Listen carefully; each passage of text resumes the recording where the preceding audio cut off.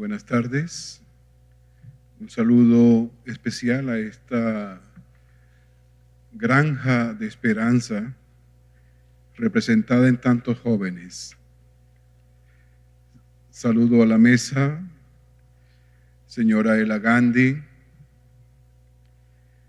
Jimmy Jan, Rabino Julián Weinstein,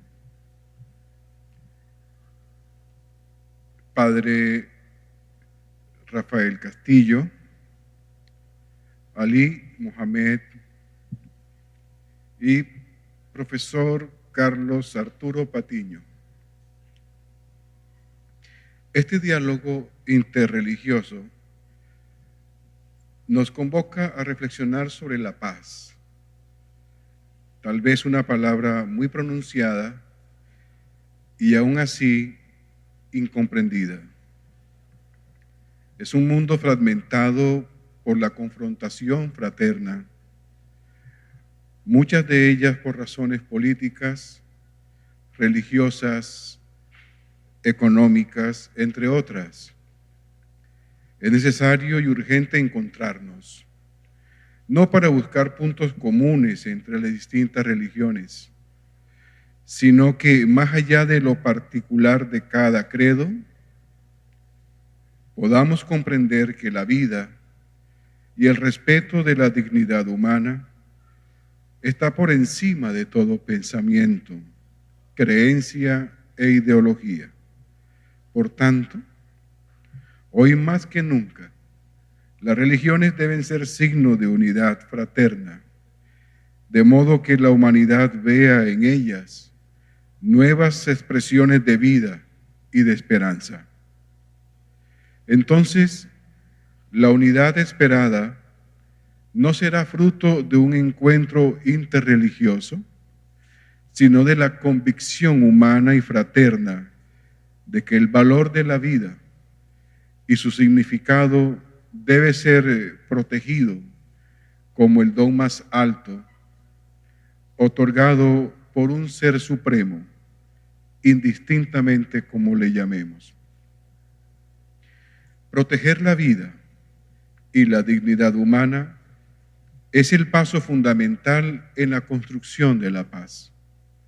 Es decir, la paz será posible toda vez que nuestros esfuerzos apunten a formar hombres y mujeres para que lleven en su corazón las condiciones que permiten hacer del mundo una humanidad, un lugar posible para todos.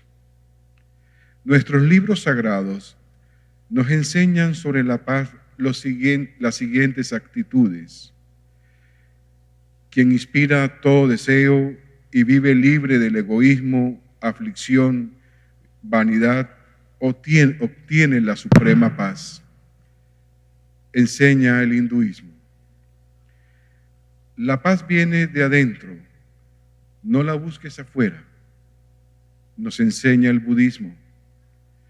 Apártate del mal y haz el bien, busca la paz y persíguela, dice la Torá. En fin, el fruto de la justicia se siembra en paz para los que hacen la paz, nos dice el Nuevo Testamento de la tradición cristiana. Y la paz sea con los mensajeros, y alabado sea Dios, Señor del universo, nos enseña el Corán.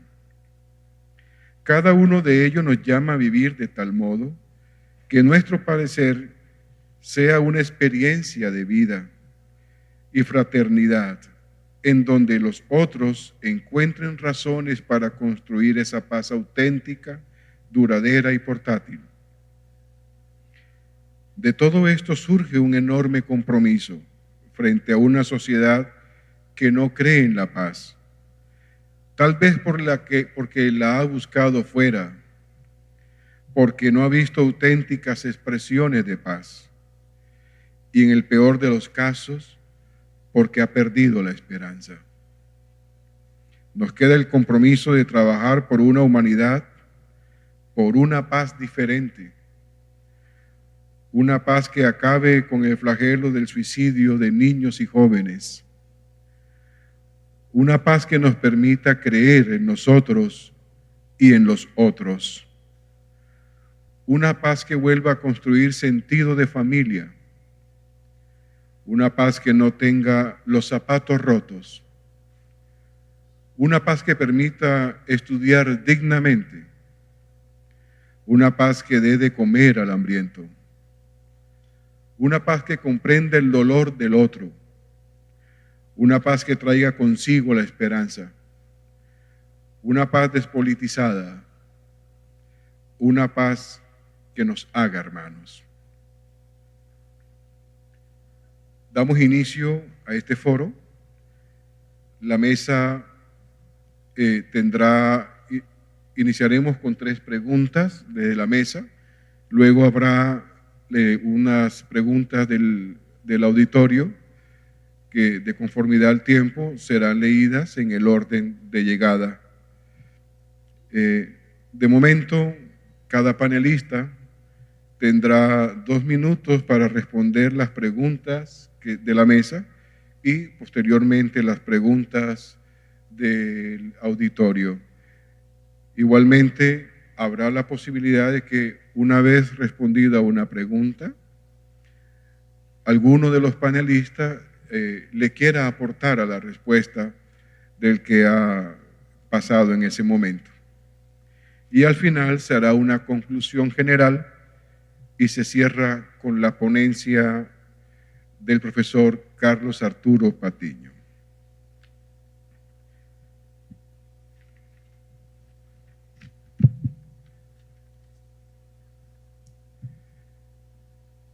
Vamos a iniciar las preguntas en el orden histórico de las religiones, así como las hemos presentado al inicio, y quisiera iniciar con la señora Ela Gandhi.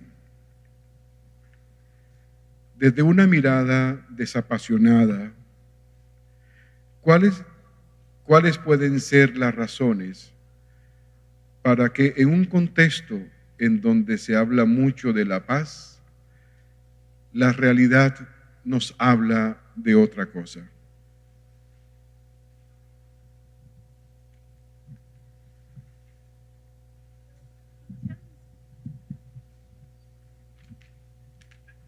We do see the context in the present world where there are so many incidents of violence, personal, family violence, local, intercultural violence, interreligious violence, and so on. Now, in that context, what does our religion say?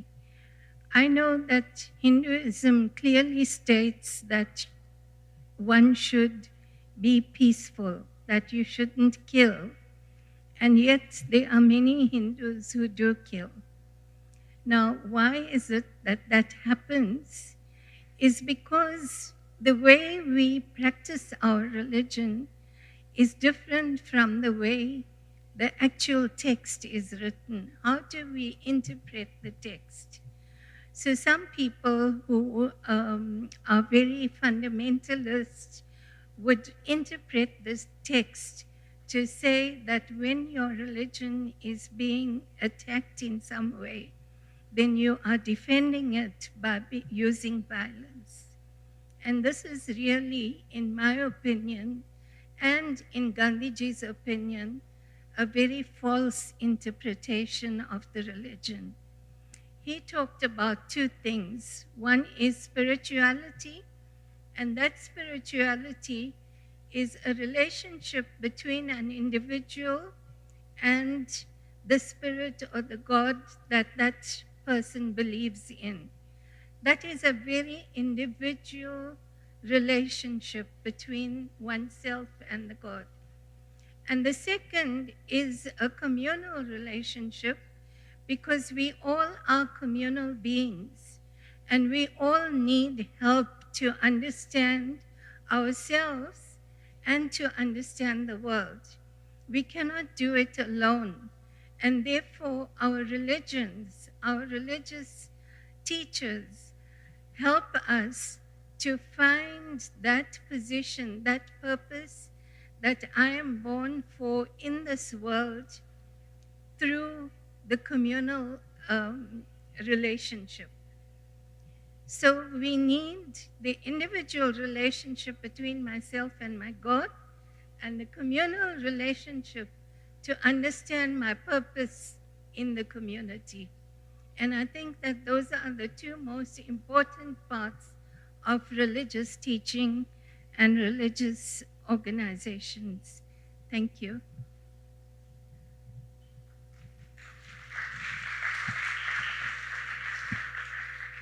Hago una corrección. Por el budismo no está en el momento Jimmy Chan, está en este momento Carlos Velázquez, a quien le cedo el turno para responder la pregunta. Muy buenas tardes. ¿Podría repetirme o dejarme ver la pregunta nuevamente? Desde una mirada desapasionada, ¿cuáles pueden ser las razones para que en un contexto en donde se habla mucho de paz, la realidad nos habla de otra cosa? Desde el punto de vista del budismo, se podría decir que todos los problemas tienen una única causa, un único origen, y es nuestra creencia en un ego sólido, en esa sensación de que somos individuales y que además estamos separados de los otros.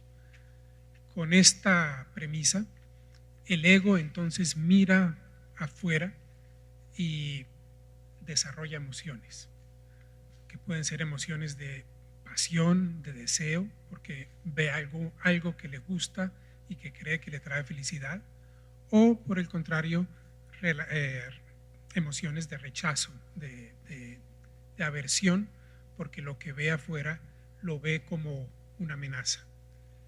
Entonces, realmente el budismo nos dice que mientras nosotros miremos el mundo con los ojos del ego y su muy cercano pariente, el egoísmo, no estaremos viendo la realidad tal cual es, sino una realidad totalmente distorsionada. Así entonces aparecen los enemigos y aparecen los amigos. ¿Quiénes son los enemigos? Aquellos que no se comportan como yo quiero que se comporten. ¿Y quiénes son los amigos? Pues los que se comportan como yo quiero que se comporten. Y habiendo dividido el mundo entre amigos y enemigos, entre amenazas y cosas deseables, viene la gran confusión, y por eso, en vez de reconocer la unidad de todos nosotros, porque en esencia somos absolutamente iguales, no hay diferencia entre la mente de un europeo o un africano o un americano, no hay diferencia en la mente de un cristiano, de un judío, de un hinduista. Somos en esencia iguales todos, pero en vez de ver eso, cuando vemos hacia afuera con nuestras emociones perturbadoras generadas por nuestro ego y nuestro egoísmo, no logramos reconocer esa unidad y vemos las diferencias. Y el ego, ante esas diferencias, entonces quiere sacar ventaja para sí y evitar todo lo que considera una amenaza, y entonces se vuelve muy difícil la convivencia. Desde el punto de vista del budismo, entonces, la solución empieza adentro, como lo mencionó nuestro director panelista. Tenemos que ver hacia adentro, entender cómo se generan nuestras emociones y darnos cuenta que no nos traen beneficio, no nos traen paz y tranquilidad. Entonces debemos dejar de ser, digamos, adictos a las emociones y soltarlas. El pasado ya no existe. Entonces no tenemos por qué aferrarnos a pasados que nos hacen doler, que nos generan sufrimiento, y simplemente concentrarnos en hacer lo correcto en este momento, aquí y ahora, porque así es como estaremos sembrando un mejor futuro.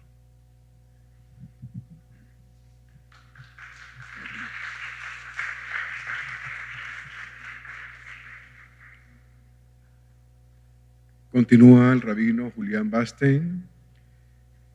En un mundo donde se habla mucho de la paz, rabino, la realidad nos habla de otra cosa. ¿Cuáles pueden ser las razones para explicar esta diferencia?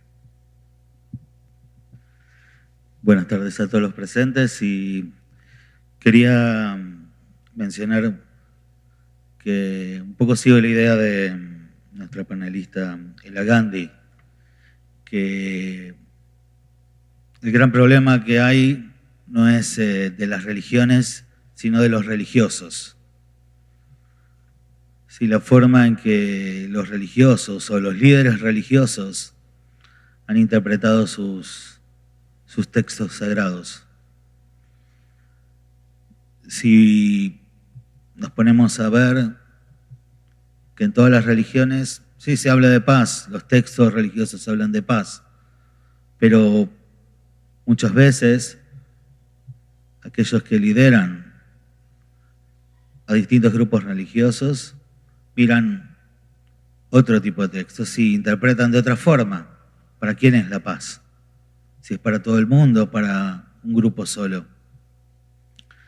Parte del problema tiene que ver muchas veces con una especie de competencia que ha habido entre las religiones y que muchas veces esa competencia no se deja de lado. Una competencia hasta a veces infantil, de ver quién tiene la verdad, quién tiene la mayor razón. Y esa competencia no solo se da entre las distintas religiones, sino incluso entre los mismos religiosos de una misma religión. Y yo voy a citar desde el punto de vista judío, desde lo que sucedió en el pueblo judío. Hubieron dos grandes escuelas rabínicas, una que se llamó la escuela Hillel y otra de Shammai. Y cada uno tenía su postura en cuanto a cómo llevar adelante las normativas, las leyes, cómo interpretar la Torá. Generalmente lo que decía uno blanco, el otro decía negro. Pero convivían. Y nuestros textos sagrados dicen, Heilu veheilu divrei Elohim Chaim. Lo que dice uno y lo que dice el otro son las palabras del Dios viviente. Como decir, los dos tienen la razón, los dos tienen la verdad. Pero nuestros sabios, luego de algunos tiempos, siguieron desarrollándose las escuelas y decidieron que la ley tenía que ser como lo decía Hillel. ¿Y por qué? ¿Por qué los sabios dijeron que tenía que ser como decía Hillel, que tenía más razón?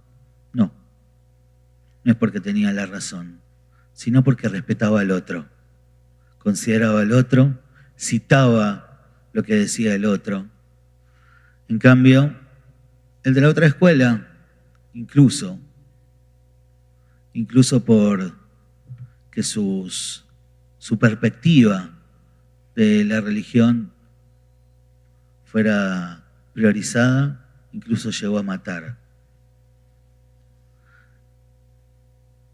Y creo que eso es lo que nos está pasando. Que no podemos respetar al otro que piensa distinto, que es diferente, que entiende las cosas de otra forma.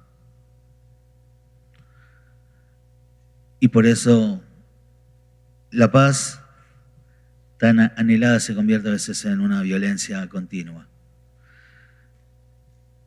Estimulado muchas veces por la religión.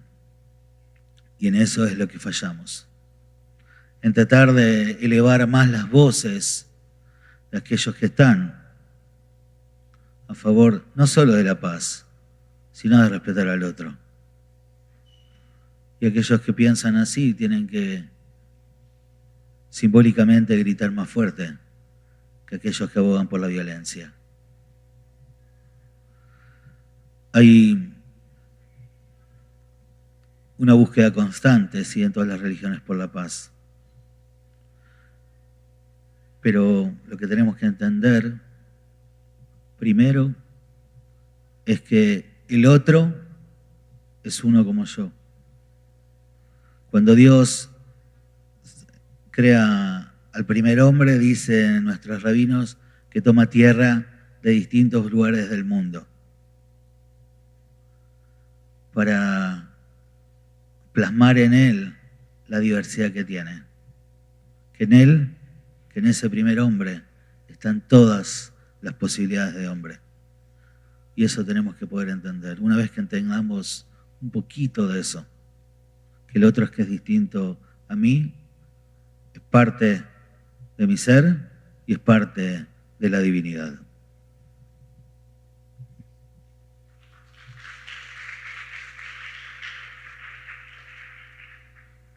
Con la misma pregunta, desde una mirada desapasionada, ¿cuáles pueden ser las razones para que un contexto en donde se habla mucho de la paz, la realidad nos hable de otra cosa?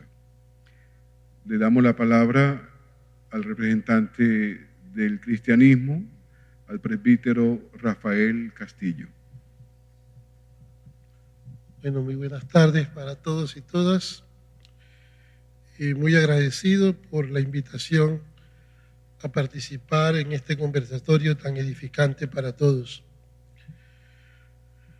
Yo acojo el interrogante que se nos plantea desde los desafíos que nos interpelan. Nosotros, desde la experiencia de Dios, del Dios que sigue aconteciendo en la historia de su pueblo, nos hemos dado cuenta que lo que más produce este divorcio de creer en Dios, pero vivir como nos da la gana, es precisamente de que tenemos más religiosidad que espiritualidad. La espiritualidad no es un conjunto de rezos y oraciones. Es una experiencia profunda de Dios que acontece. Es un estilo de vida. Es una manera de ser que pone al centro, desde la experiencia de Dios, la dignidad de la persona humana. La verdadera paz siempre está en Dios. El primer saludo que dio Jesús, el maestro de Galilea, a su comunidad de discípulos fue: les traigo la paz, no como la da el mundo. Una paz que viene de Dios y que hace posible que la vida sea más humana y más dichosa para todos. Creo que una gran tarea es pasar, como dije antes, de la religiosidad a la espiritualidad.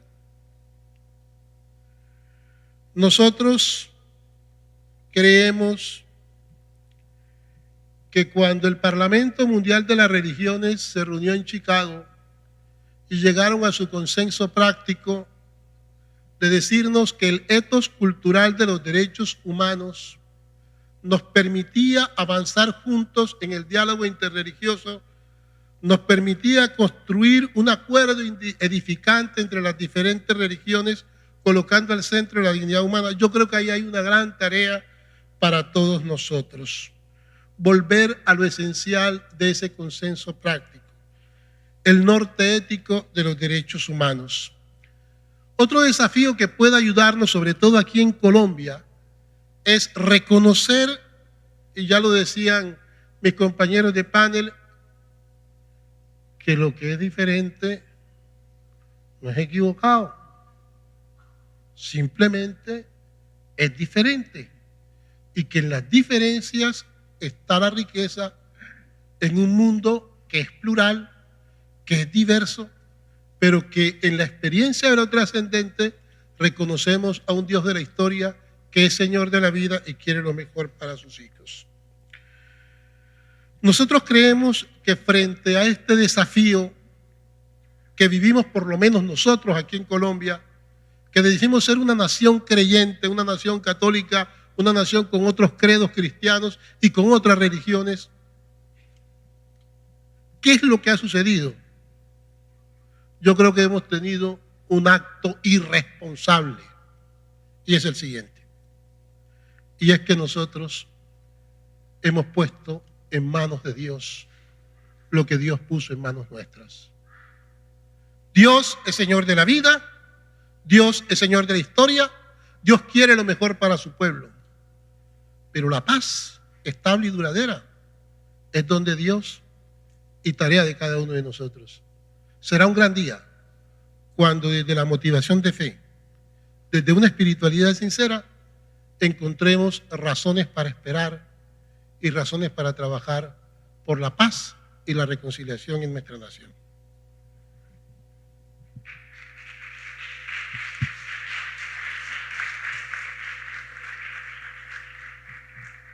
A continuación, veremos el video de participación que hizo llegar el obispo Jorge Enrique Jiménez para hacer aporte a la reflexión que estamos desarrollando en torno al papel de la religión en esta construcción necesaria y urgente de la paz.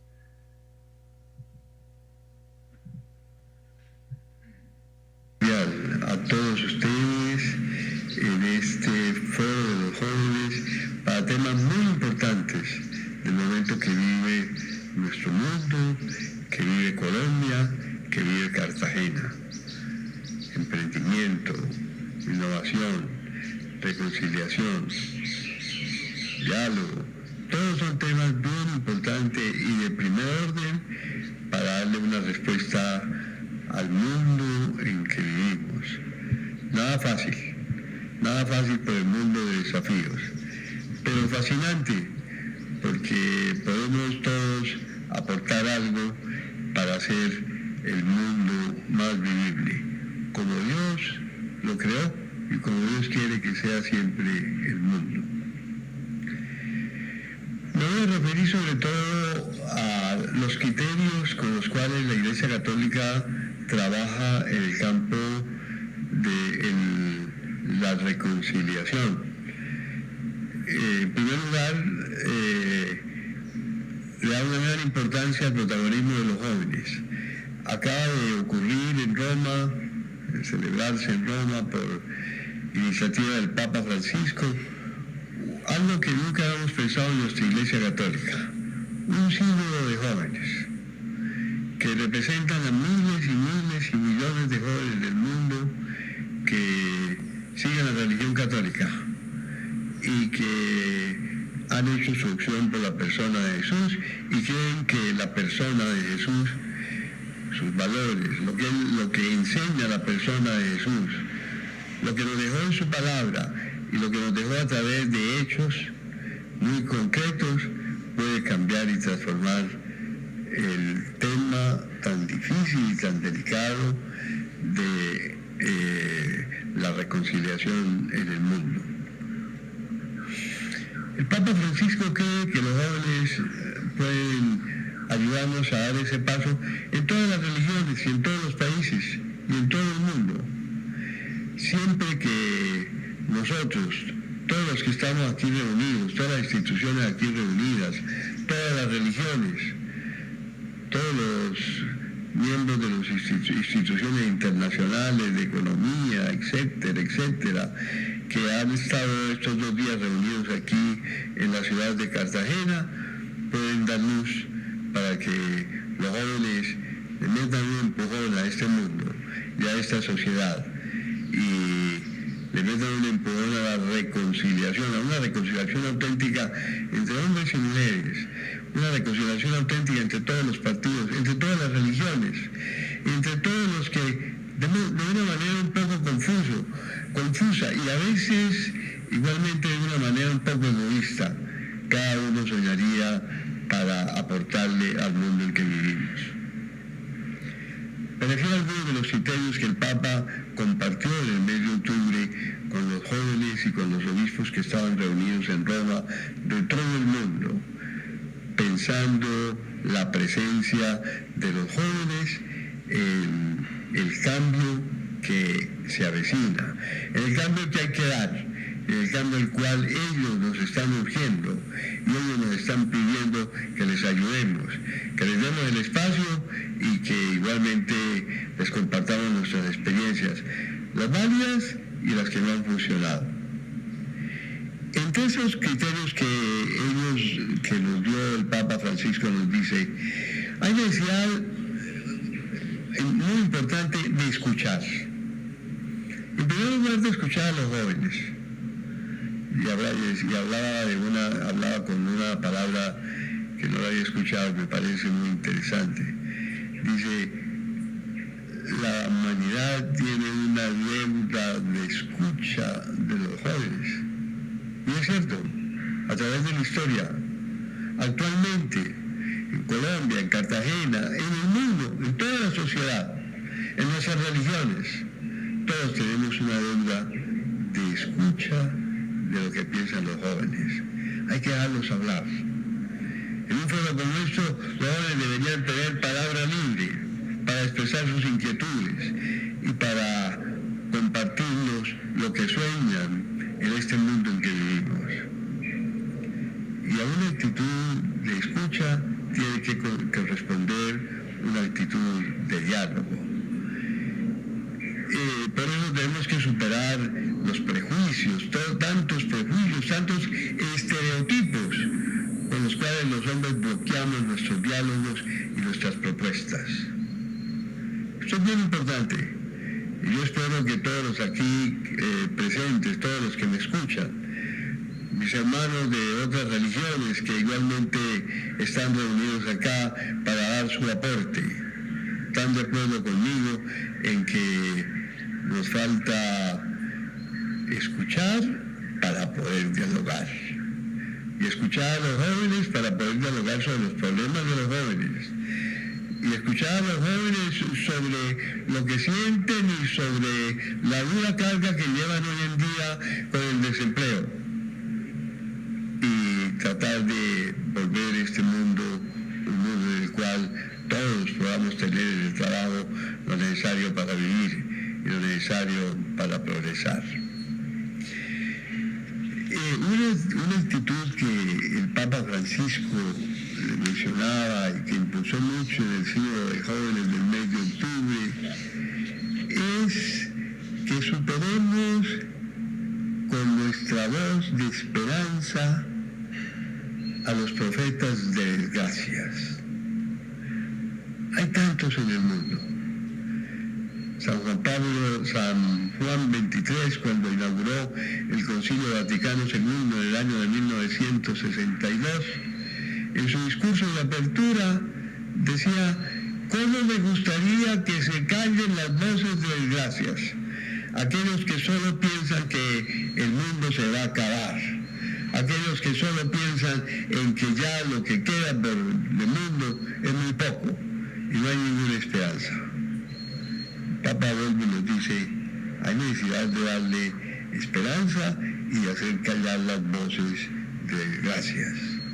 Y si nosotros le damos la palabra a los jóvenes en estos temas tan importantes y tan delicados como es el emprendimiento, como es la reconciliación, yo diría como es el problema de la familia, que es muy importante escuchar a los jóvenes para que ellos nos digan qué es lo que quieren exactamente de la familia para poder realizarse en su existencia. Porque fuera de ella es imposible, solo es imposible, y a través de familias inventadas de cualquier manera, imposible. Todos ellos son valores bien importantes que deben ser tenidos muy en cuenta en este diálogo. Queridos amigos, me hubiera gustado estar allá presente, un compromiso muy delicado que desde tiempo hace tenía, no me permite estar allá con ustedes. Pero a todos ustedes, todos los que están en este foro de jóvenes, en los diversos temas, en las diversas mesas que se han realizado, los invito a que no nos dé temor hacer el diálogo entre generaciones. Este es un espacio para eso. Si verdaderamente hablamos con los jóvenes, los tenemos en cuenta y nos sentamos en la misma mesa a discutir los problemas actuales del mundo, creo que hemos vencido muchos prejuicios y que hemos vencido muchos estereotipos que se arraigan con una facilidad proverbial sin que a menudo ni siquiera nos demos cuenta. Igualmente es muy importante curarnos del virus de la autosuficiencia. Hacer un foro donde cada uno cree que lo único es lo suyo no tiene ningún fruto. Tiempo perdido. Dinero perdido en estos encuentros.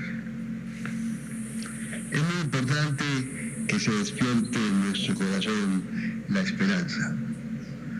Qué bueno que el fruto de este foro de jóvenes en cada uno de sus temas fuera hay esperanza. Esa es una voz contra voces muy fuertes hoy en día que se levantan en el mundo, que dicen que no hay esperanza y que no hay nada que hacer. Si este foro quiere realmente aportarle al mundo, tiene que decir con voz fuerte que hay esperanza. Aquí hacia el futuro todos podemos sacar adelante los problemas que vivimos. Y esto particularmente lo pueden hacer los jóvenes. Hay necesidad de caminar todos juntos. Hay necesidad de caminar sin falsas esperanzas y sin ver solo ruinas y problemas por todas partes. Por tanto, no hay que dejarse tentar por las profecías de desgracias, ni gastar energías en dar cuenta de los fallos y echar en cara amarguras.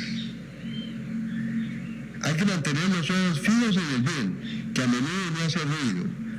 Ni es tema de los blogs, ni aparece en las primeras páginas. Y no asustarse ante las heridas que tiene la humanidad por todas partes. Pensemos en todas las heridas que tienen los jóvenes hoy en día y que no saben cómo curarlas. Démosles futuro.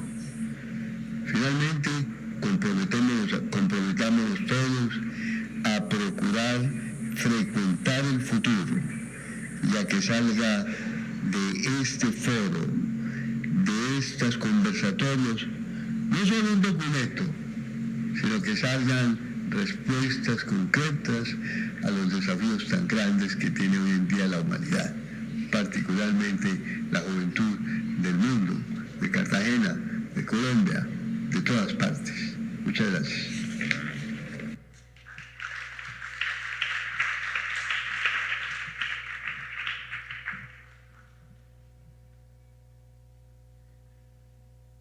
Por razones de tiempo, la pregunta 2 y 3 están relacionadas, de modo que vamos a unirlas para darle oportunidad al auditorio de que hagan también sus preguntas a la mesa de foristas. De algún modo hay la sospecha de que cuando se quitan las materias que tienen que ver con la formación humana, como la cívica, la religión, la urbanidad, etcétera, se ha ido perdiendo a raíz de ello el sentido del humano, lo social y lo ciudadano. Y todo eso, de algún modo, se puede rastrear cronológicamente y con un enorme cortejo de males. Asociamos, de algún modo, la pérdida de estas asignaturas en el escenario escolar con la pérdida de la condición humana de los ciudadanos y el mal que nos rodea. A partir de esto se hace la pregunta, iniciamos nuevamente con la señora Ela Gandhi. ¿Es posible pensar en una recuperación de la formación espiritual desde un enfoque plural y ecuménico que haga posible una condición humana dispuesta para la paz y el progreso?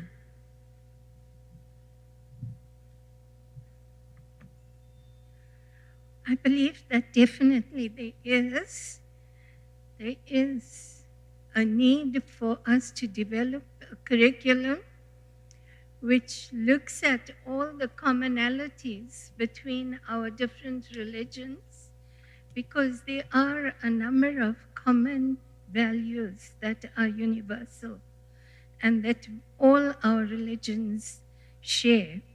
We need to promote those common values through our schools, through all the social structures in society, so that our people have a chance of being good human beings.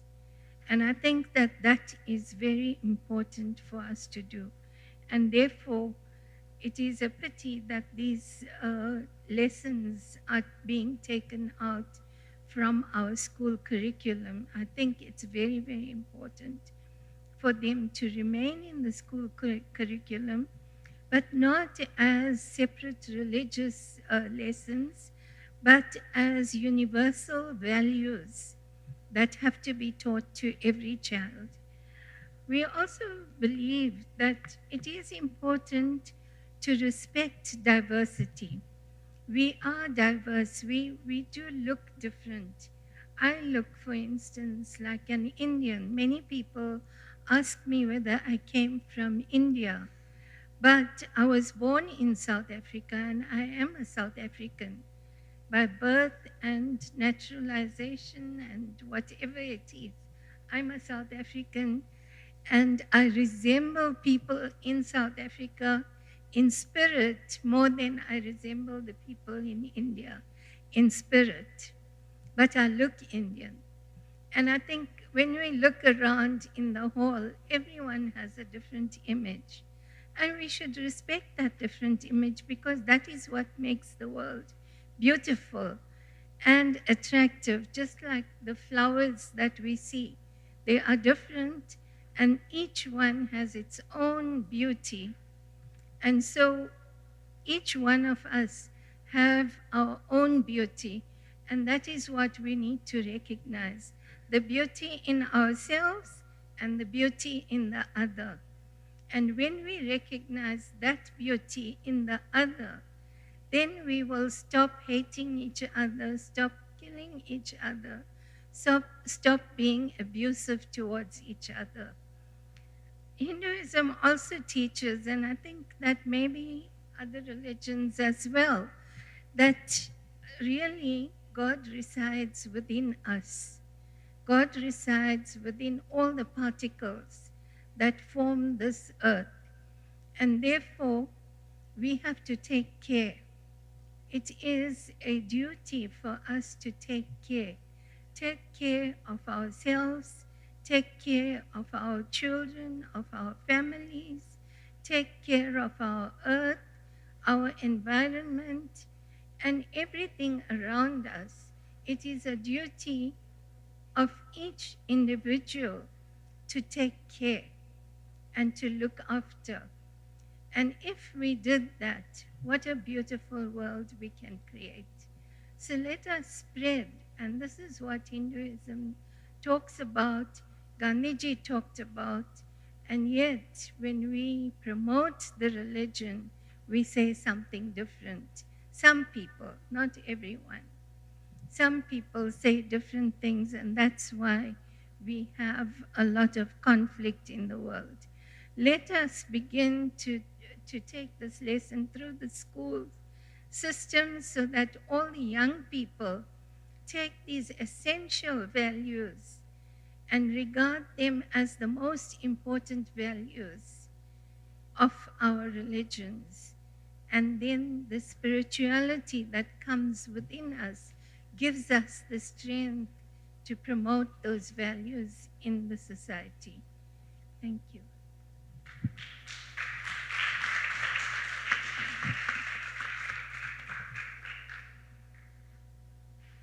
Continuamos la misma pregunta con Carlos Velázquez.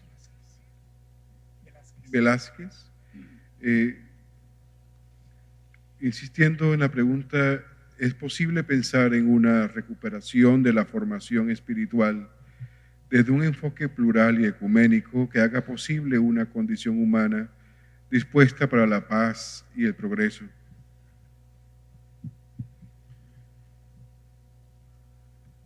desde el punto de vista del budismo no solamente debería ser posible, sino necesario. Y no solamente desde el punto de vista de lo humano, sino de todos los seres. En el budismo no hacemos distinción entre humanos, animales y otros tipos de seres. Consideramos que todo ser tiene la misma esencia, tiene la esencia de querer despertarse, de querer conocer, y está, digamos, sujeto a los gustos y a los disgustos, a las emociones, siente miedo, siente tristeza, siente felicidad, siente gozo. Desde ese punto de vista, la educación más importante que nosotros podríamos darle a los jóvenes sería la que les muestre que hay unos valores que ni siquiera se refieren a lo humano, sino que son aún más universales y que se refieren a todos los seres que existen en este planeta y en todos los planetas.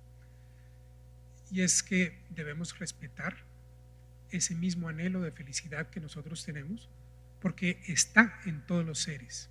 No debemos hacer entonces diferencias ni preferencias de que mi felicidad es más importante que la felicidad de mi vecino o de mi enemigo, sino que todos, absolutamente todos, tenemos los mismos derechos a ser felices y a evitar el sufrimiento. Desde ese punto de vista, la ética, la cívica, la urbanidad, obviamente deberían ser materias muy, muy importantes en nuestros currículos para que nos saquen de ese pensamiento, como decían en el panel anterior, egocentrista y etnocentrista, y que nos haga pensar que nosotros o mi familia o yo tengo más derecho o tenemos más derecho a la felicidad que la otra familia, el otro, el que está allá, al otro lado. Desde ese punto de vista, las religiones pueden ayudar, sin duda, tomándolas en su esencia. Recuerdo, y el Padre me corregirá, cuando en el Sermón de la Montaña Cristo dijo: si te ofenden, pon la otra mejilla. Ese es un ejemplo claro de cómo la espiritualidad de una religión puede aportar a la paz y a la reconciliación de una sociedad. Gracias.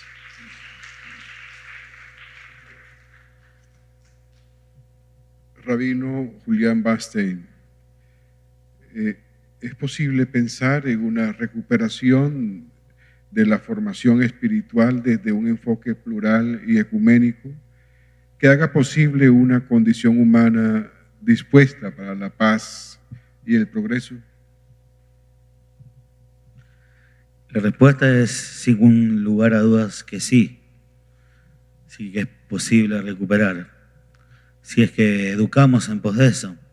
Pero yo considero que la educación, como dijeron en la mesa reiteradas veces, es educación en valores humanos, pero no tan solo pensándolo en los espacios de las instituciones educativas como una materia, sino tiene que ser algo transversal, ¿sí? Que abarque a todo el espacio y el momento educativo.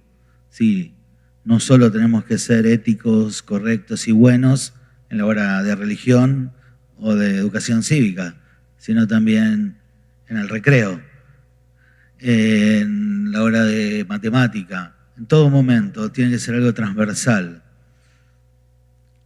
Y nuestros sabios enseñaron algo bastante interesante, Der Eretz Kadma la Torah, que quiere decir que ser una buena persona, ser una persona correcta, ser una persona con todas las letras, está antes que la Torah. Está antes que nuestro texto más sagrado, por el cual el judío tiene que hasta incluso a veces dar la vida. Ser una buena persona está antes que todo.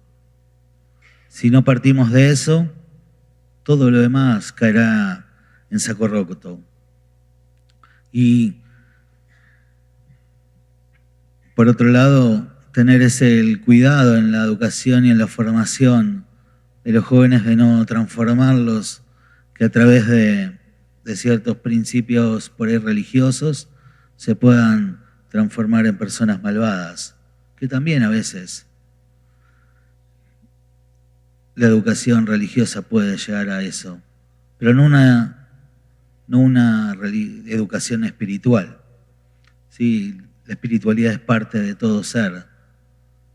Todo joven, todo niño tiene un grado de espiritualidad y que hay que desarrollarla para formar personas de bien que trabajen en pos de un mundo mejor para todos. Y siempre, para lograr mejorar el mundo, uno tiene que empezar por uno. Empezar por uno, después por su ambiente más pequeño, pues a su casa, su aula, su escuela, su barrio, por pequeños universos. Y si logramos dar pequeños pasos, vamos a alcanzar grandes metas.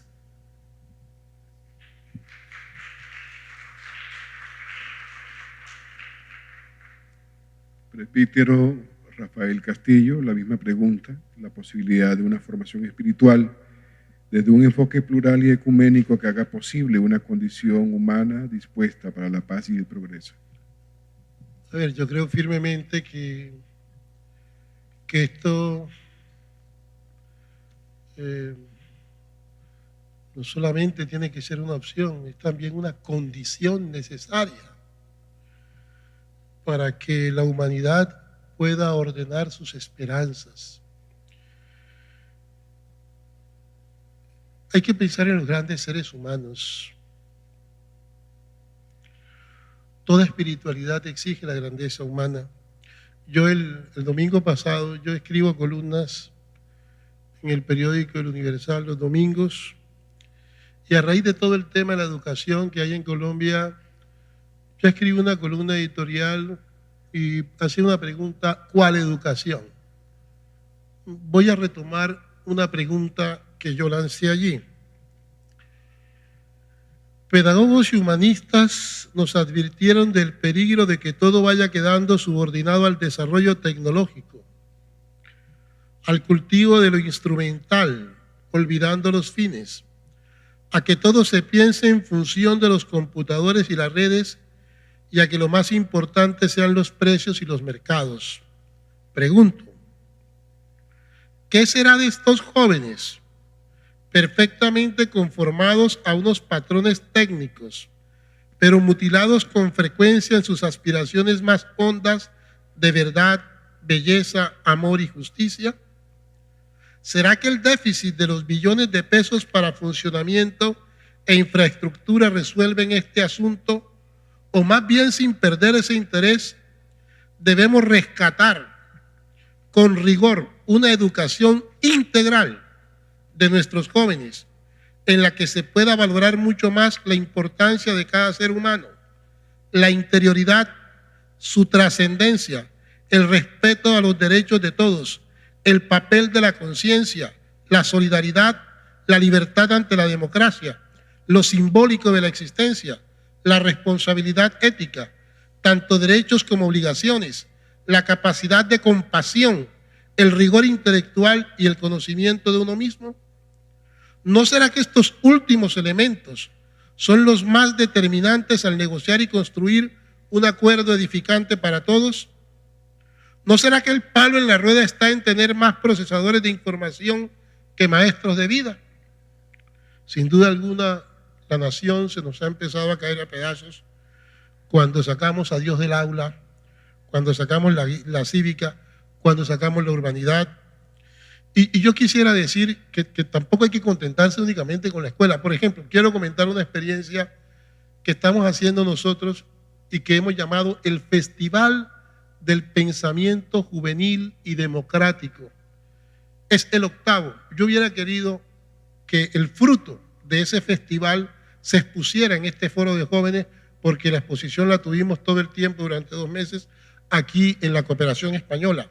Miren, durante el segundo semestre de este año, los jóvenes en escenarios deliberativos, en espacios seguros como momentos de verdad, estuvieron reflexionando sobre principios, valores y criterios como la diversidad y la inclusión, la ciudadanía activa para la reconciliación, el territorio, la territorialidad y la cultura, la vocación y las oportunidades, la fe y la esperanza. Y eso lo expresaron en obras de arte, en frases, mensajes, en canciones.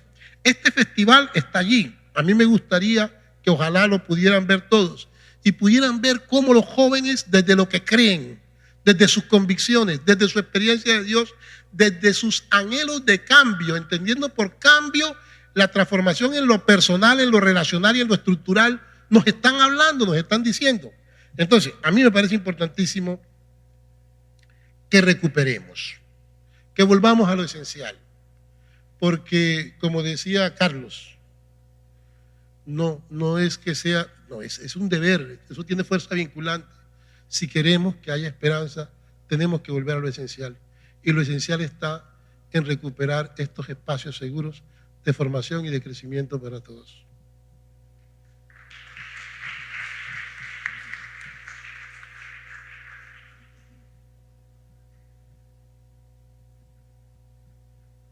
A partir de este momento queda abierta la participación de las preguntas del auditorio.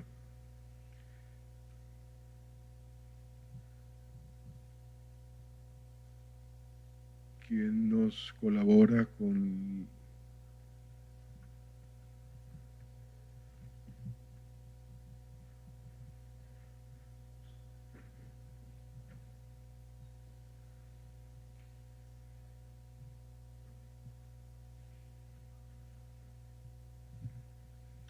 Buenas tardes. Mi nombre es Valeria Mira, vengo de parte de la Universidad de AFIT de Medellín, del Centro de Análisis Político. Nosotros, como centro de estudios, venimos acompañando hace aproximadamente 2 años la actualización de la política pública de igualdad de género para la ciudad de Medellín.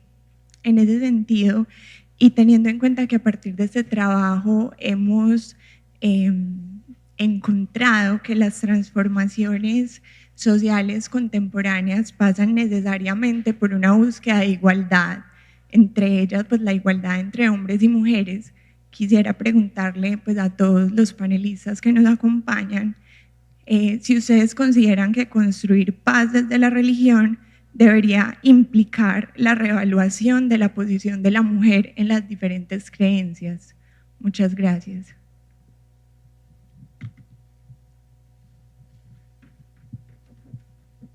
La pregunta está dirigida a todos los panelistas, entonces en el orden que hemos venido, iniciamos con la señora Ela Gandhi.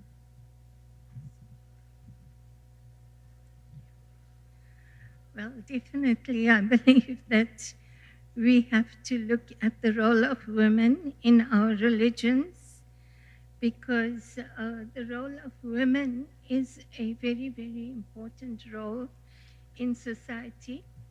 Women give birth to children, and that is the next generation. And what happens to the next generation is a very important role that women play. And therefore, we have to look at how we treat our women, what their place is in society, and so on. And I think that in determining this, it is very important to involve the women, to involve every woman to look at what she feels is her role in that society. In other words, what has happened at the present moment is that a patriarchal society has determined what the role of women should be. But women haven't participated in determining what their role should be. So I would believe that it is time that women are given the opportunity to sit around the table and decide what their role is. And I think that it is a fundamental thing for the coming generations.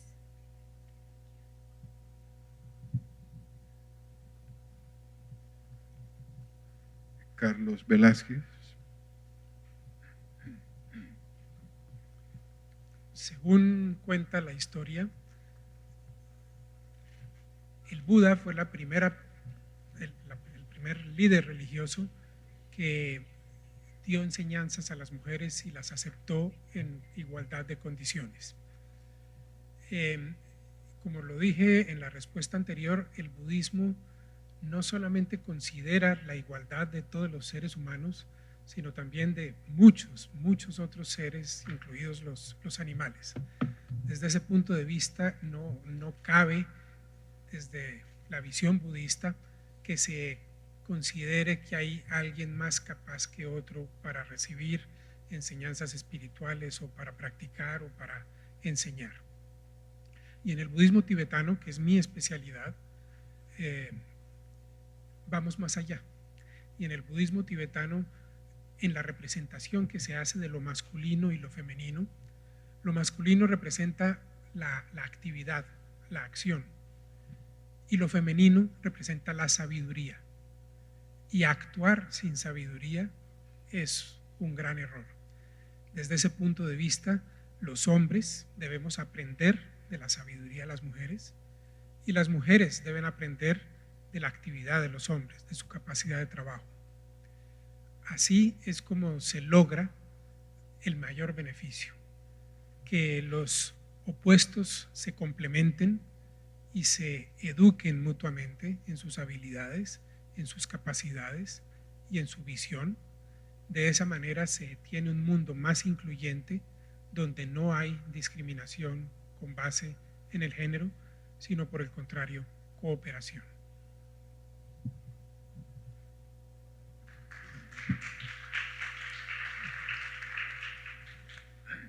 Rabino Julián Bastein.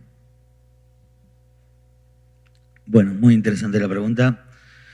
Bueno, cuando hacen una pregunta a un rabino o a un judío y ese rabino o esa persona judía dice, el judaísmo dice, y da una respuesta, les está mintiendo. Porque el judaísmo tiene una variedad, un abanico muy grande de opiniones, ¿sí? Y una diversidad muy amplia. Por lo tanto, en cuanto a este punto también, sí, hay, dentro de mi formación o del mundo religioso judío en el cual yo pertenezco personalmente, digamos, existen mujeres rabino, ¿sí? Donde las mujeres están en igualdad de condiciones que los hombres. Sí, pueden acceder a la misma información, la misma formación y los mismos cargos. Que es el tema. Muchas veces se habla de, en general, en las religiones y también en particular en el judaísmo, del nivel tan alto de espiritualidad de las mujeres, pero a la hora de tomar decisiones, los que deciden son los hombres. Y ahí está el problema. Sí, abogo por una igualdad. Crecí con esa igualdad, tanto en lo religioso, en lo práctico y en lo espiritual. También creo que en este aporte de la diversidad no es lo mismo un hombre que una mujer, tienen a veces distintas sensibilidades, distintos aportes que brindar a cada religión y al mundo entero, ¿sí? En lo que sea. También tenemos que pensar, y cuestiones que me han pasado, digamos. Yo estuve como rabino en comunidades que no existía esta igualdad, y cuando se hablaba de esta igualdad de las mujeres, como que tampoco querían mucho, porque también es asumir responsabilidades, a veces cuesta, y a veces se necesita que las mujeres tomen un poquitito más de fuerza o de más ánimos para poder lograr este cambio. Sí, con esto no quiero echar responsabilidades a las mujeres, es parte igual la responsabilidad, porque hay que educar para que las mujeres puedan tener este lugar. Y por último, quería decir, cuando Dios crea al hombre, en el Génesis 1, dice que creó al hombre y a la mujer. Zaharu Nekeva Beraham. Sí, hombre y mujer los creó, los bendijo. Sí, les dijo, multiplicaos, ¿sí? En forma igualitaria. Tanto al hombre como a la mujer, al unísono, fueron creados. Y yo creo en esa interpretación del texto bíblico, en igualdad de condiciones, con igualdad de responsabilidades y con igualdad de deberes.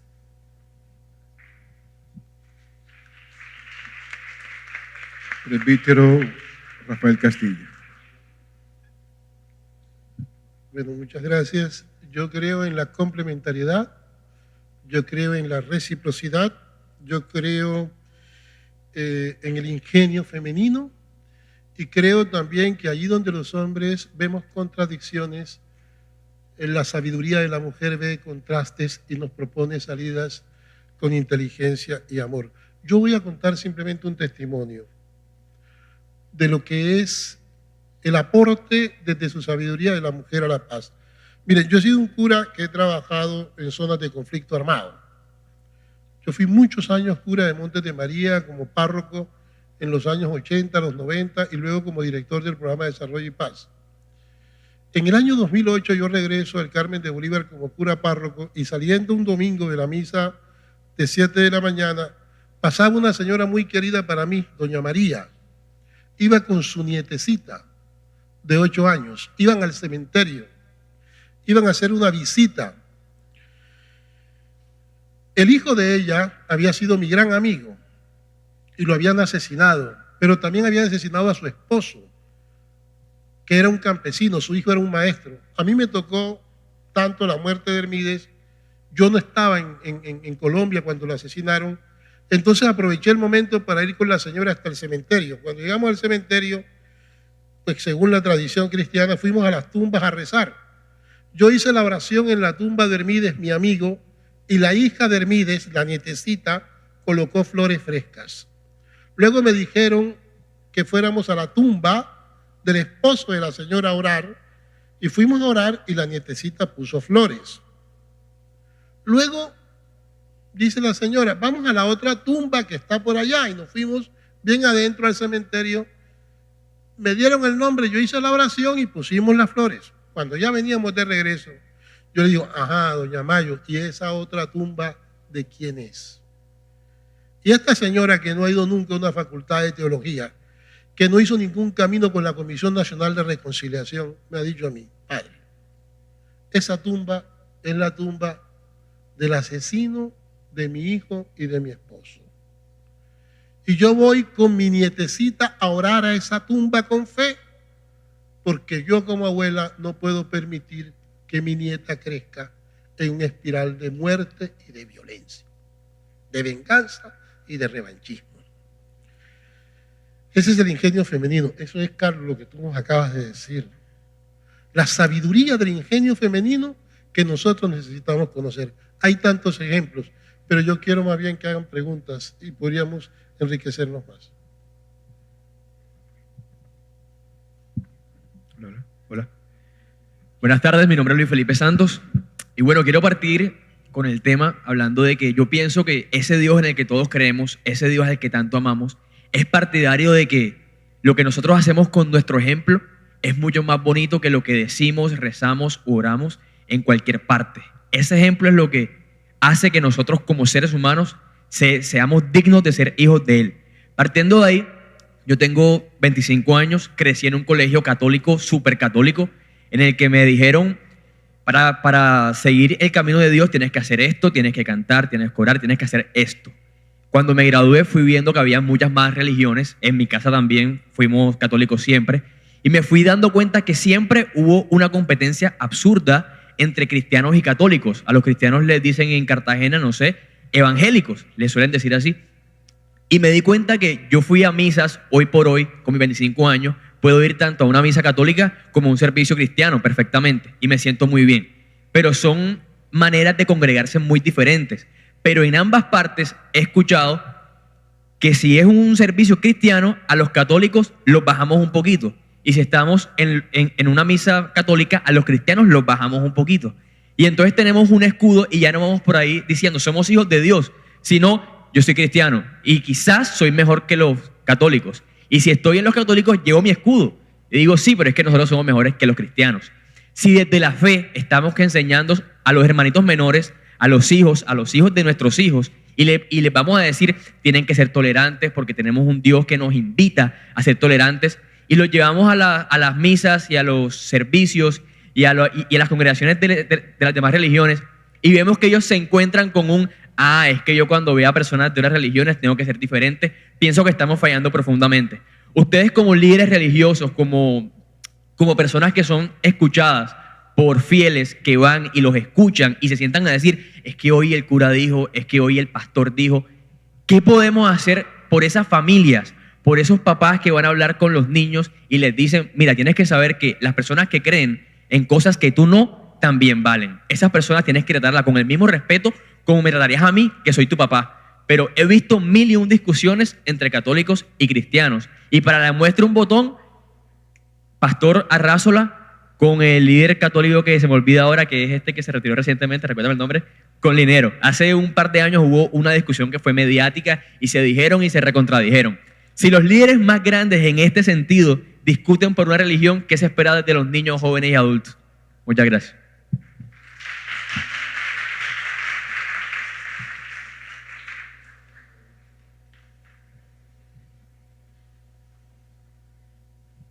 Ahí, ¿esperas la intervención de todos o diriges la pregunta a alguno en particular? Ok. Iniciamos con la señora Ela Gandhi. Acá pidieron la palabra. I'm not sure if that was a question, but I think that, as we said earlier, that there are certain things that we all believe in, all the faiths. And those are the universal values. Those are the most important. Everybody needs to learn about those values and practice them. As far as religious practice is concerned, each religion will have its own practice. Some people call it religiosity, call it,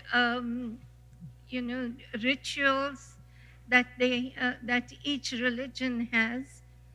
And those religions are based on your faith. If you have the faith, you practice those rituals and you get some satisfaction from those rituals. You never get satisfaction if you don't have faith. So you got to have faith that this particular ritual is going to help me. And if you have that faith, the ritual helps you. So there are two things, there's the question of rituals, the question of values, and then the spirituality, which is a completely different thing. It is your relationship with a God or your relationship with the Spirit, whatever you call it. It doesn't matter, but it's your personal relationship, which is also very important because then it helps us to center ourselves, to remain strong in the world where there are so many challenges. If you don't have that relationship, then you can't, face the realities of today's world. And therefore, I believe that that relationship between yourself and your God or your spirit, or if you don't believe in a spirit, there's something that gives you strength, that inner strength that you have. You can realize it through meditation, through whatever you believe in. So it is a universal thing. The values are universal. That spirituality is universal. But the rituals belong to different faiths, and different faiths have different rituals. And depending on your own faith, those rituals will help you or not help you. Thank you. Carlos Velázquez. Tú apuntas a una pugna o a una, digamos, aniversación entre católicos y cristianos. Pero si uno hila más fino, eso lo encuentra en todas. El rabino ya nos mencionó cómo también hay división en el judaísmo, en el islam también están los chiitas y los sunitas y se viven matando los unos a los otros. En el catolicismo no solamente están los católicos apostólicos romanos, sino que también hay otras 23 iglesias católicas, y entre los cristianos pues hay muchísimas denominaciones. Además, para salirnos de esas tres grandes religiones e incluir todas las demás, hoy en día en el mundo adoran a más de 1400 dioses diferentes. ¿Cuál es el verdadero? ¿O cuántos de esos son verdaderos? Por eso en el budismo no tenemos esa figura de un Dios creador, sino que pensamos en la responsabilidad universal, digamos, en el bienestar de todos los seres, sin basarlo en algo que genere diferencias. En el budismo hay diferencias también de prácticas y de rituales y de enseñanzas, pero no hay guerras religiosas entre los budistas. Nunca un budista ha matado a otro budista porque mi Buda es el de verdad y el suyo no es el de verdad. Porque como Buda no era Dios, esa pelea no cabe. Desde el punto de vista del budismo, entonces, las religiones son útiles y vale la pena tenerlas, siempre y cuando nos hagan mejores personas, nos hagan personas más compasivas, más tolerantes, más amables con el vecino. Pero religiones que nos generen división, que nos hagan creer que la mía es mejor que la tuya y que mi Dios es el único verdadero, es, desde el punto de vista del budismo, un inconveniente. Un inconveniente. Y en nombre de Dios han muerto muchísimas personas a lo largo de la historia. Presbítero Rafael Castillo. Bueno, a mí me ha llamado mucho la atención el planteamiento que ha hecho el chico. Yo me voy en la línea de lo positivo. Yo creo que lo que tú dices acontece, pero yo invitaría también a que miráramos otras experiencias. Por ejemplo, en el año 2000, nosotros creamos la Red Ecuménica de Colombia a partir de la opción que hicimos por las comunidades en resistencia víctimas del conflicto armado en la Colombia profunda. Y nos unimos 7 iglesias: los presbiterianos, los evangélicos, los pentecostales, los luteranos, los bautistas, los anglicanos, los metodistas y los católicos. Y llegamos a un consenso: hacer presencia desde el evangelio acompañando a esas comunidades. Tú vives aquí en Cartagena, ¿cierto? Yo te voy a hacer una invitación. En el barrio La Consolata, en la zona suroccidental, Manzana C, lote 15, queda la casa de acogida a los migrantes venezolanos. Un trabajo conjunto de católicos y evangélicos en Cartagena bajo 4 principios o criterios frente a nuestros hermanos migrantes de Venezuela. Primero, acogerlos. Segundo, protegerlos. Tercero, promoverlos. Y cuarto, integrarlos. Son los 4 criterios que nos han permitido a nosotros avanzar, evangélicos y católicos. Yo lamento mucho lo del pastor Arrázola y lo del padre Linero, lo lamento profundamente, pero me quedo mucho más con estas experiencias que no hacen ruido, en las que Dios acontece en silencio y que sí están edificando y construyendo una sociedad nueva.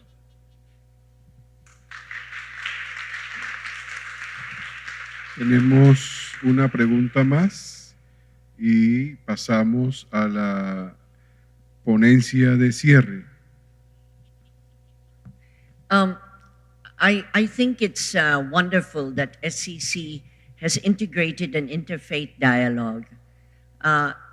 In the values lifelong learning, interfaith dialogue, the way we're doing it in the Philippines, is working besides the spiritual aspect, the actuality in bettering the condition of people. Like in the peace process, it's not just the imam with the rebels that are included, the Catholic, the indigenous. It is a whole interfaith understanding that is being built. And then what Pope Francis said is being done, where bishops adopt mountains among their parishes in order to reforest, where other temples or places of worship are being asked to solarize their places of worship. So beyond the spiritual, how it should also extend to actual action, where it is witnessed as the way to show love of God and love of neighbor. Why is there a permanent interfaith council here in Colombia? Could you really include an imam? Could you include an indigenous leader? Can it be more inclusive so that you can have a common platform of a common denominator of values that must be instilled to acquire peace and sustainable development and social justice, and a continuing expression, common expression from you would be the best teaching that can be there, because you can show unity, you can show the connectivity, and you give the example which will be followed by your parishioners, the Muslim groups, the Buddhist groups. We need what you have exemplified here, a broader, consistent, constant thing that connects with all other countries. We would love our Interfaith Dialogue Council that was convened by my husband as a secretary before of climate change to be connected, because that's one area where really values, human rights-based, lifelong learning, inclusive can happen. You are the examples. You are the inspiration. We draw strength from your teachings. Do you have a permanent interfaith council? All-inclusive, including Father said, let's have a youth. Find a youth leader, a youth Christian leader. The indigenous wisdom should also be included. And definitely the Muslim imam must be part of it. Bravo, Cécile.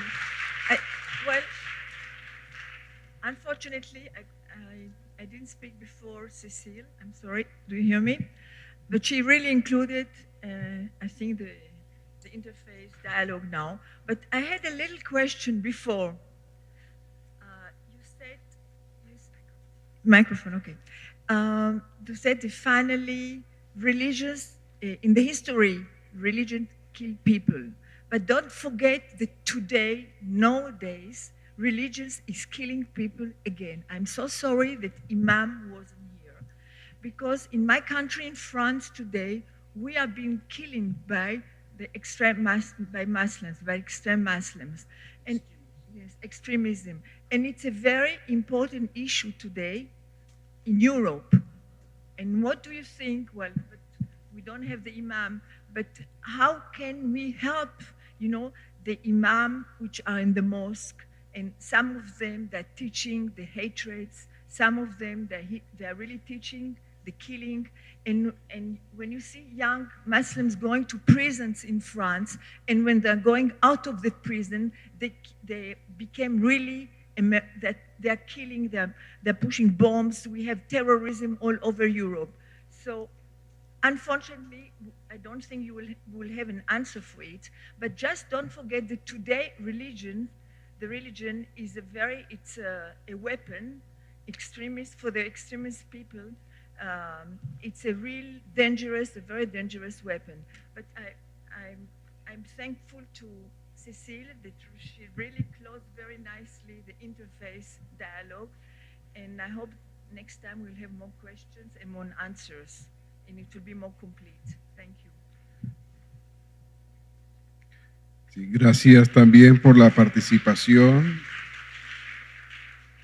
Ciertamente estuvo invitado para el foro un representante del Islam, que no pudo estar presente, pero es cierto y hay que reconocer que hay un asunto histórico vigente de confrontación entre las religiones. Hay que reconocer que hay que abrir muchas más las puertas para que haya una participación mucho más amplia desde otras miradas religiosas.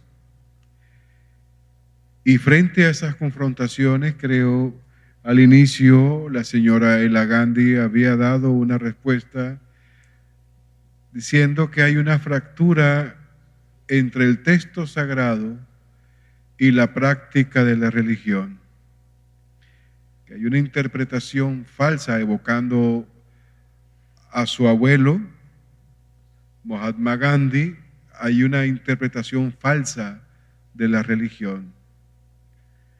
Estamos llamados a una relación personal y comunal con Dios. Creo que esa expresión de la señora Ela Gandhi resume un poco el reto que hay frente a la posibilidad de realmente encontrarnos desde un escenario multirreligioso, desde un escenario de auténtica y de verdadera unidad que nos permita reconstruir la historia. Hay un reto grande y un reto que supone, algo decía el rabino, recuperar el asunto de la espiritualidad como un elemento de la dignidad humana. Allí hay un reto enorme, tenemos una tarea grande y creo que en términos de país, en términos de Colombia, tenemos que aunar esfuerzos para que aquellas asignaturas, como lo han dicho los foristas, los panelistas, que tienen que ver con la condición humana, vuelvan a estar presentes para formar al ser humano en aquello que es fundamental, en aquello que es esencial. Todos aquí tenemos la responsabilidad de reconstruir el mundo, indistintamente del credo o de la confesión. Es importante que unamos esfuerzos para trabajar en comunión y que en nuestras escuelas podamos formar mejores seres humanos, que podamos construir la belleza reconociéndola primero en nosotros y en los otros, y que esto sea la oportunidad para creer, como lo diría incluso nuestro gran premio Nobel de literatura, el gran maestro Gabriel García Márquez. Con todo esto, danos la oportunidad de una utopía contraria y tener seguramente una segunda oportunidad sobre la tierra. A continuación, el profesor Carlos Arturo Patiño Castaño presenta su ponencia Fundamentos de la Formación Ético-Humanista Gran Colombiana, una apuesta cristiana en un contexto plural. Un saludo muy fraternal a la mesa principal, panelistas, compañeros, a todas y cada una de las personas que nos acompañan en este gran foro pensando pensando en los jóvenes. Donde hay un joven, hay vida. Donde hay un joven, hay esperanza. Los jóvenes son la sal de la tierra. Le ponen sentido y razón de ser a todo y cada uno del desarrollo político, social, económico. Son los jovencitos que llegan a las universidades, los cuales recibimos. E inicio esta reflexión en torno al papel del joven, porque antes que una ponencia, antes que una gran reflexión, tal cual lo decía el padre, de pronto quiero socializar con ustedes un tema de experiencia de vida desde la Universidad La Gran Colombia. En el año 1948, Colombia pasó por una etapa supremamente delicada. En Bogotá, el 9 de abril de dicho año, asesinaron a Jorge Eliezer Gaitán. Y un visionario como Julio César García Valencia, fundador de la Universidad La Gran Colombia, en ese momento él era el rector del Colegio San Bartolomé en Bogotá, cerca al sitio donde asesinaron a Gaitán. Inmediatamente él ordena cerrar las puertas del colegio, efectivamente para darle protección a los niños, a los jóvenes que estaban en ese momento en su jornada académica. Se asoma por uno de los ventanales de su oficina y efectivamente ve los desmanes, el descontrol y la alteración del orden público que se generó con ese fenómeno, y expresó, palabras más, palabras menos, que para alcanzar la paz, para contrarrestar la violencia, efectivamente tenemos, y para ese momento se tiene que educar. 1948, y 3 años más tarde nace en Bogotá la Universidad La Gran Colombia, como apuesta precisamente a una formación humanista, la cual se centrara en el hecho de repensar el papel de nosotros, los seres humanos, en una sociedad. Había pensado que había que educar para la paz. Y sin ir muy lejos, nuestra Constitución política, en el artículo 67, trae, por decirlo de alguna manera, los principios de la educación en Colombia, y que la educación formará al colombiano en el respeto por los derechos humanos, la paz y la democracia. La idea de esta apertura institucional integral desde la Universidad La Gran Colombia es que estos 3 principios del respeto por los derechos humanos, la paz, la democracia, no se queden en el papel, no sean inoperantes.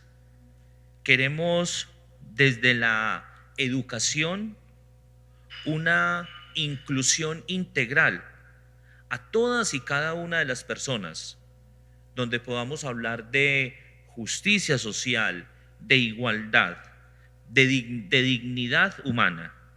allá le debe de apuntar la educación, al reconocimiento de la dignidad humana. Ese debe ser nuestro paradigma. A estos chicos que nos llegan a la universidad, efectivamente les entregamos una misión, una razón de ser. Vais a ser profesionales, magnífico, pero recordad que la profesión más noble es la de ser hombre. Tema central del día de hoy, el reconocimiento de ese otro.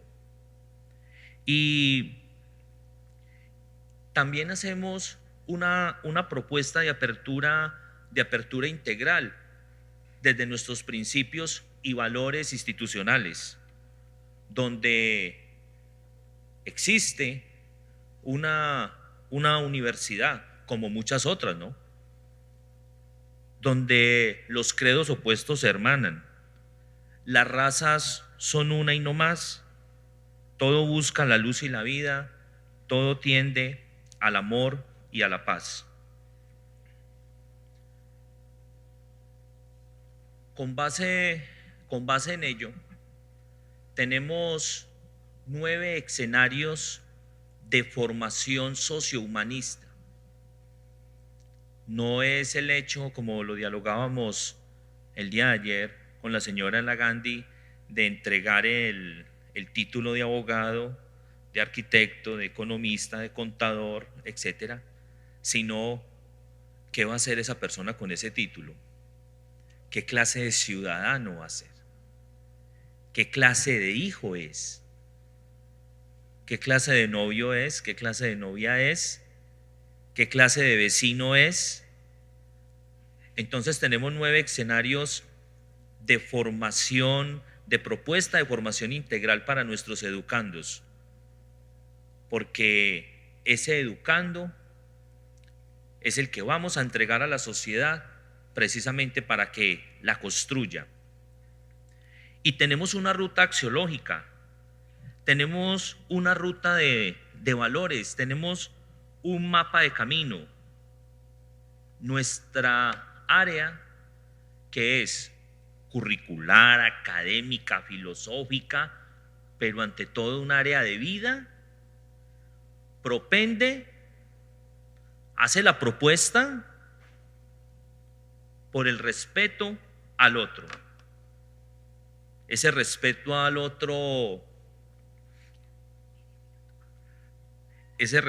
otro, como reconocimiento a su dignidad, la tolerancia, la honestidad, la equidad, la transparencia, el liderazgo, la justicia, la solidaridad.